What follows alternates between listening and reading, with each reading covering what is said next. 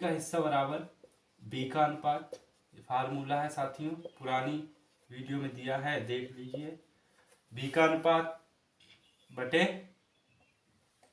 अनुपातिक योग, यानी कि जो तीनों संख्याएं दी हैं उनका अनुपातिक योग।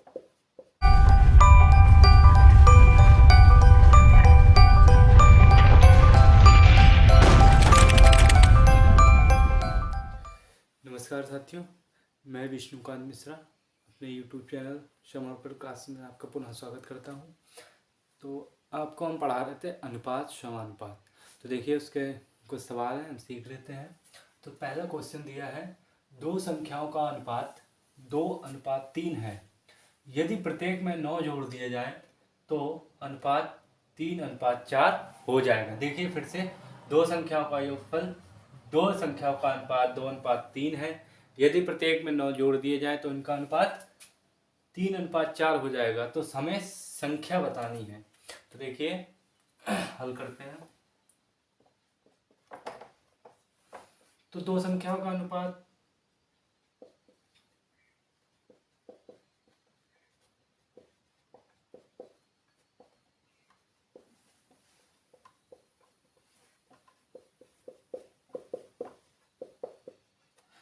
तो हम संख्या मान लेंगे। तो माना पहली संख्या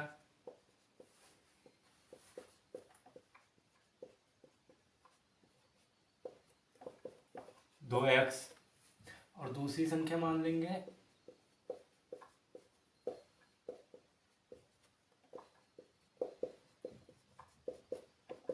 3x। देखिए प्रश्न क्या कह रहा है, यदि प्रत्येक में 9 जोड़ दिए जाएं तो अनुपात 3:4 हो जाएगा।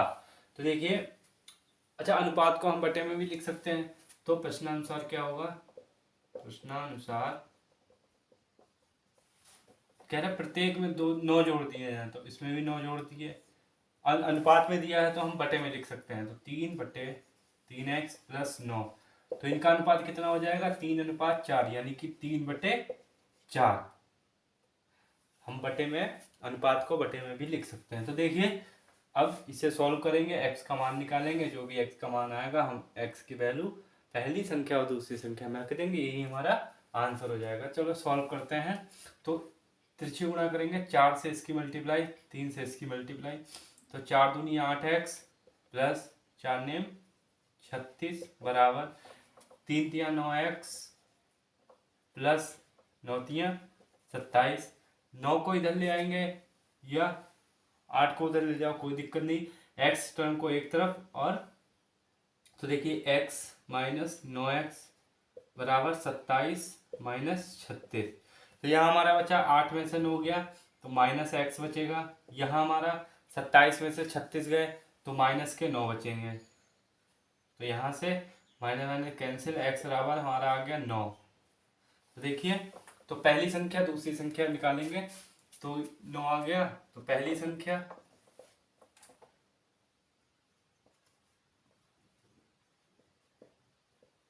बराबर 2x माना था, x की वैल्यू है 9, तो 2 नेम 18। दूसरी संख्या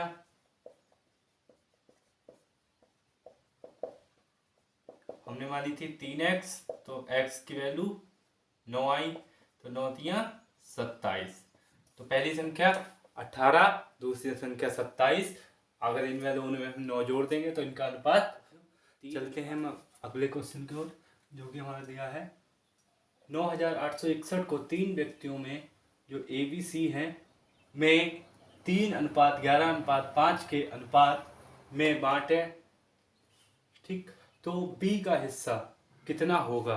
देखिए 9861 को 3 व्यक्तियों ABC में 3:11:5 में बांटे तो B का कितना हिस्सा होगा, ये हमें बताना है। तो साथियों, हमने अभी आपको पिछली वीडियो में, जो कि हमारी डिस्क्रिप्शन में है लिंक, उस पर देखिए, हमने कुछ फार्मूले लिखाए हैं अनुपात और समानुपात के।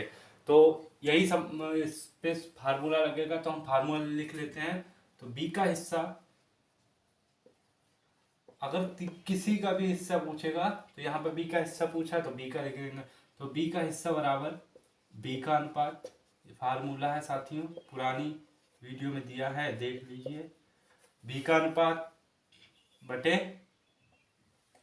अनुपातिक योग, यानी कि जो तीनों संख्याएं दी हैं उनका अनुपातिक योग। ठीक, टोटल कुल हम लिख सकते हैं यहाँ पे कुल अनुपातिक योग।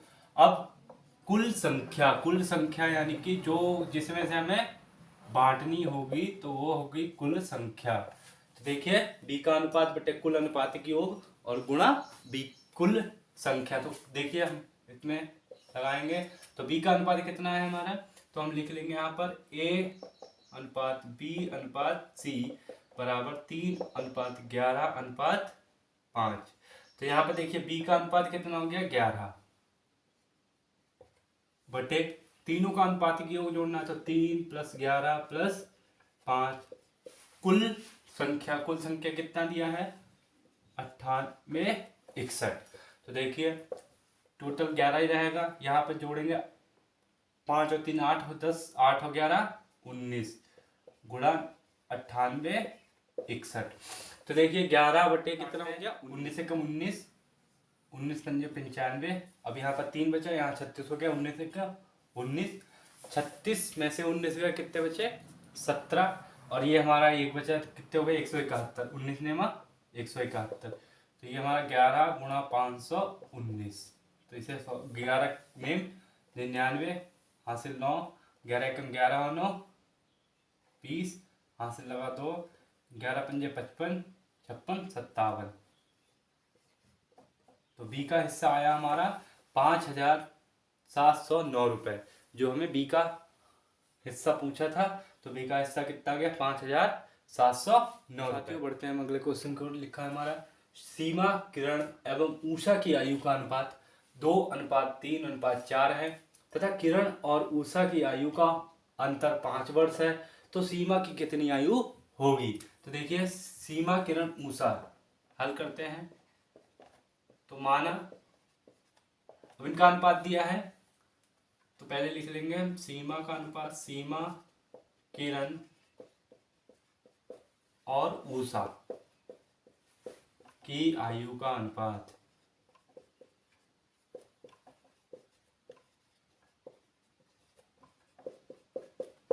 क्या दिया है 2:3:4। तो हम मान लेंगे, माना सीमा की आयु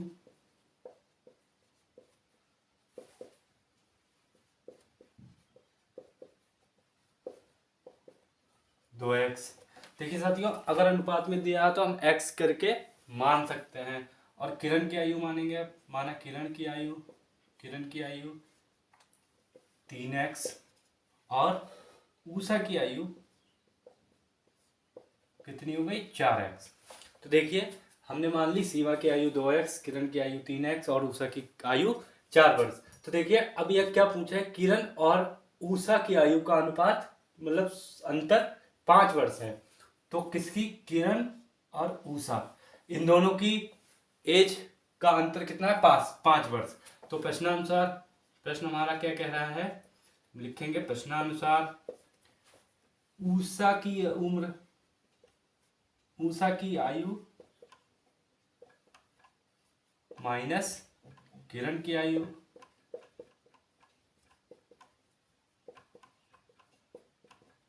पांच वर्ष है।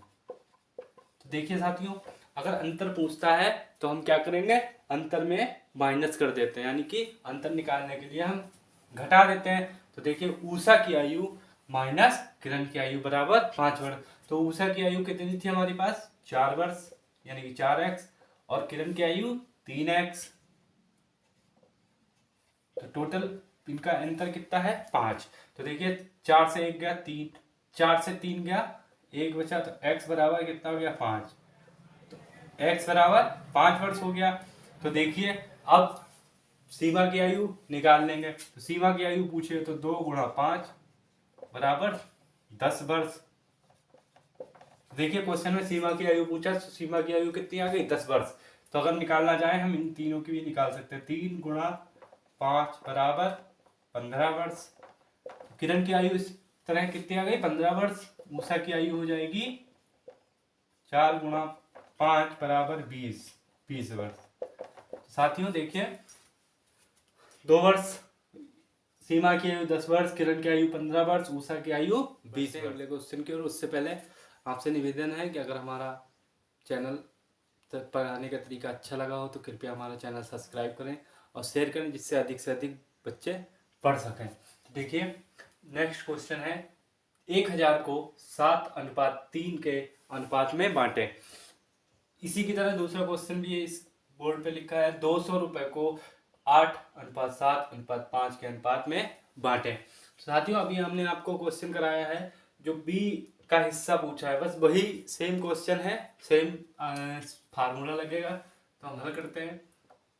तो क्या था, बी का हिस्सा पूछा था, इसमें इन दोनों का क्या पूछा है, इन दोनों के हिस्से में बांटना है। तो हम पहले 7 के अनुपात में बांटेंगे, तो 7 के अनुपात में बांटेंगे, तो 7 के अनुपात में बांटने पर क्या होगा, हम फार्मूला लगाएंगे, वही 7 का अनुपात, जिसके अनुपात का पूछा है वो अनुपात, और कुल अनुपात, तो कुल टोटल कितना हो जाएगा, 7 + 3 गुणा टोटल कितना दिया है 1000। तो देखिए फार्मूला क्या था, जिसका हिस्सा पूछे उसका अनुपात प्लस दोनों का अनुपातिक योग और प्लस कुल संख्या। तो देखिए 7/10 गुणा 1000, तो 10 0 से 0 कैंसिल, तो 700। तो ये कितने में बट गया, 7 का अनुपात होगा 700 रुपए। अब ऐसे ही 3 का अनुपात में बांटना है, तो सेम प्रोसेस करेंगे, 3 के अनुपात में बांटेंगे, अनुपात में बांटने पर तो क्या होगा, 3/10 गुणा 1000। तो देखिए 0 से 0 कैंसिल, ठीक है। तो यहाँ हमारा कितना हुआ, 3 से 100 की गुणा करेंगे तो 300 रुपए, तो 3 के अनुपात में बांटेंगे तो 300 रुपए हो जाएगा। यही हमारा आंसर। नेक्स्ट क्वेश्चन है जो हमारा सेम इसी की तरह है, 200 रुपए को 8:7:5 में बांटने पर अनुपात में बांटा है।